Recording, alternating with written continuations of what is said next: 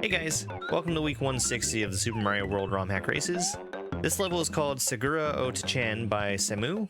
Sammmoo has two full ROM hacks that are on SMW Central, Burrito Rings and DeClock Mario World Remastered, and they've made two levels for the RomHack Races in the past. This level is rated 4 out of 10 for difficulty, so let's go ahead and get started.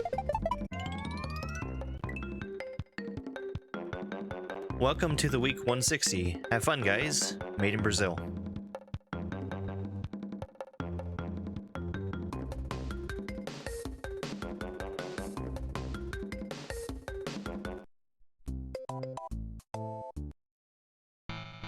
As this sign here is pointing out, we have a custom mechanic in this level where you can hold the L button that holds Mario in place. I've seen this mechanic in a couple other hacks since I've played this level, but at the time it was new to me. My biggest problem with it was that I forgot about the whole holding L thing, because I tried holding L during the preview of this room and it didn't work. So I was assuming that I would see a sign when it was supposed to let me do that. I was able to make it back over to those flying blocks without having to use the hold L mechanic, but it was a whole lot easier once I figured out it was still in play.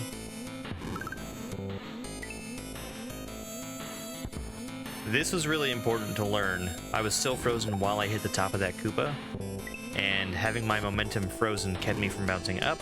So it kind of preserves my downward momentum as I freeze. And here was what I was really intending to do in the preview for that first room. Just do a short pause to take a look at it so I can try to remember it later on. I know I need to be waiting for the piranha plants to come down where I can spin off of them. There's a couple different places I tried waiting. One right when I come in, and then another as I'm getting up to that gray platform. Ultimately, it all works out the same. I think it's better to wait further ahead so I don't have to make a jump very quickly as I'm going through. But that last piranha plant, I just need to swing around really wide to get the jump that I need.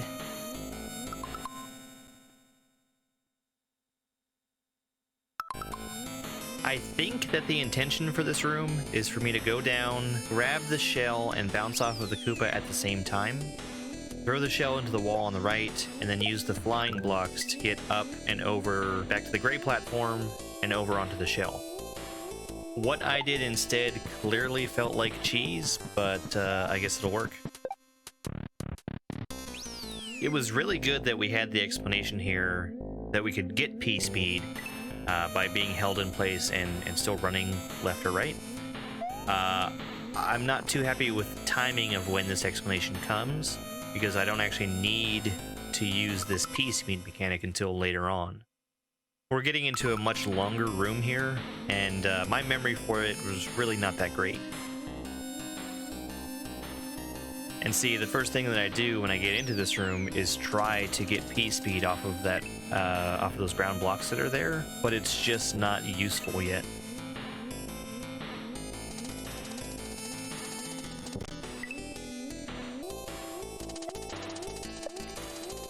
And this is the only spot in the whole room where I actually need to freeze anything, and it is very clearly labeled that I need to do it here.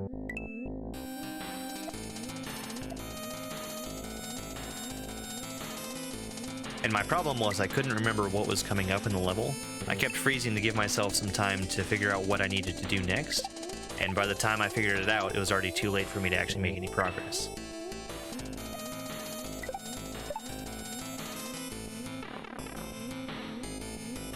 And then starting with this room again, we've got shorter rooms again, which work out a lot better for me. I just am able to remember it more easily.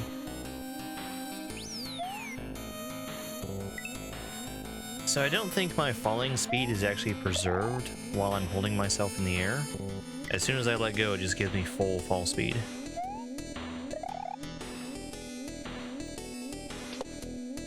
Just getting down there for the numbered platform, and then waiting in place for that flying block to let me in the pipe.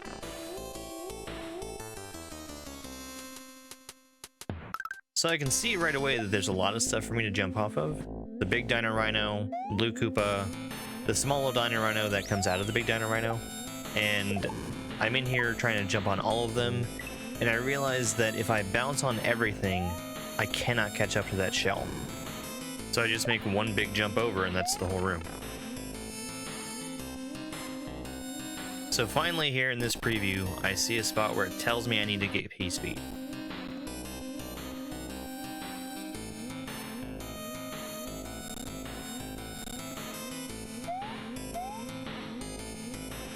I actually try making this jumper a few times without P-Speed. I'm able to make it over to the snake block without even needing to have P-Speed in the first place.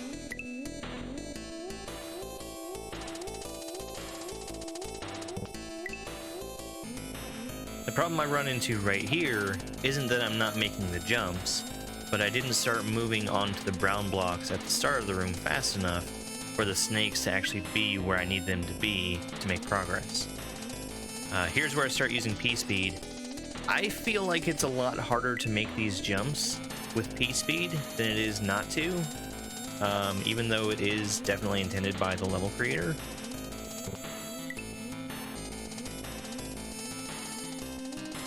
Jumping up and grabbing a throw block from the side is always challenging enough on its own, and then I need to make sure to fight against my instinct to jump up higher so that I can get the snake block to go past. I still have the ability to hold myself in place. It's a really big jump to get over to that rotating platform, and then I'm going back into sight reading mode because I don't remember the entire preview. I hold myself in place, and it's enough so that I can't land back on the other side of that platform. And now I've thrown that shell too quickly, it bounces off the on-off block as they are off-screen, so it doesn't actually affect it. But now that those green blocks are out of the way, I just fall down onto the snake and run right into the pipe. That's a really solid Kaizo block at the beginning, and I'm actually really curious about how safe this ending is. I would imagine that you probably cannot die in that last section. My time was recorded as 20 minutes and 29 seconds, which put me in second place out of the 17 racers who finished. This was my first time interacting with the mechanic that was used in this level, and I think I really need to check out some of the ROM hacks that make use of it. I'm going to keep putting out these videos showing my part of every week's ROM hack race. Please subscribe if you'd like to see more here on YouTube. You can also find me on Twitch and TikTok. My links are down in the description. It's over!